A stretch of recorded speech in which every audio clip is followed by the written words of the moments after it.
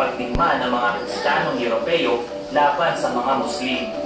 Jihad naman ang tawag ng mga Muslim sa banal na pakikitigmang ito. Kinabibilangan ito ng mga maharlika, kabalyero at ilang mga mangangalakal na Europeo. Inulunsad ito upang palayain ang mga lupaing Kristiyano na sinakop ng mga Muslim. Karamihan sa mga lupaing ito ay nasa Asya. Sa kanilang paglalakbay, nagkaroon ng kaalaman ang mga nag-usada tungkol sa mga lupaing Asyano. Ikalawang pangyayari, ang pagpapalit ng Europa ng sistemang pang-ekonomiya.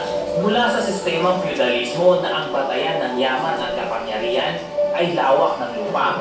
Naging merkantilismo ang sistemang pang-ekonomiya ng Europa nang sumipol ang mga bayan at lungsod at naging malawakan ang kalakalan. Sa sistemang ito, dami ng dito at pila ang batayan ng yaman at kapangyarihan. Dahil dito, naging masighi ang paghahangad ng mga bagong tatag na estado ng Europa na maparami ang kanilang dito at pila. Ikatlong pangyayari, ang paglalakbay ni Marco Polo. Nang maitatag ng mga Mongol ang dinastiyang Yuan sa China, nag-anyaya si Kublai Khan ng mga dayuhan mula sa Kagurahin upang bumisita sa China at saksihan ang yaman at gara ng kanyang nasasakupan. Isa si Marco Polo sa mga babalik sa Europa, isinulat ni Rustichello o Rustaciano ang kanyang aklat na The Travels of Marco Polo.